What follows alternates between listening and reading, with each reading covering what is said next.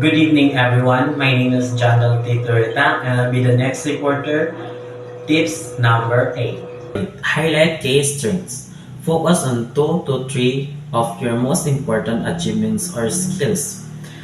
Choose your top achievements or strongest skills that are more relevant to the job you're applying for. This helps employees quickly see what you bring to the table. Example: I successfully lead a team of 5 in developing a new tracking system, reducing stock errors by 40%. I also trained over 20 staff members on it. Tips number 9. Use strong language, write in active voice, and use powerful action verb. Use sentence where the subject performs the actions and choose dynamics verbs like lead, manage, develop, or implemented.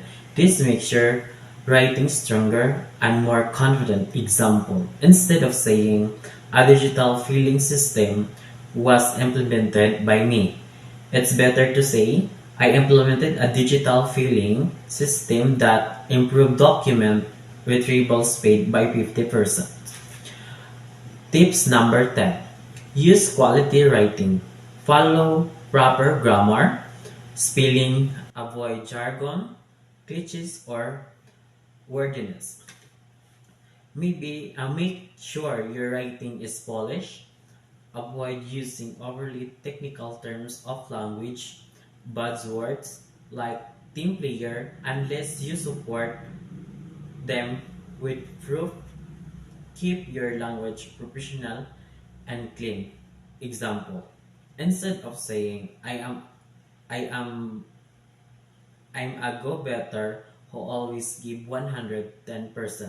It must be better said that I consistently meet tight deadliness by organizing tasks efficiently and communicating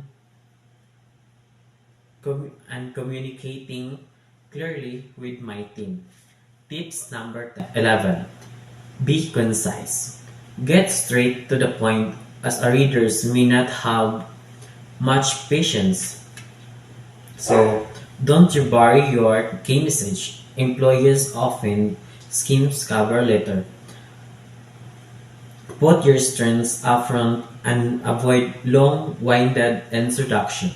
Example: instead of I'm writing to express my interest in your esteemed company, which I admire greatly for its mission and values. It's better to say, with 5 years of experience in a customer service and a track record of increasing client satisfaction by 25%, I'm excited to contribute to your team. Thank you.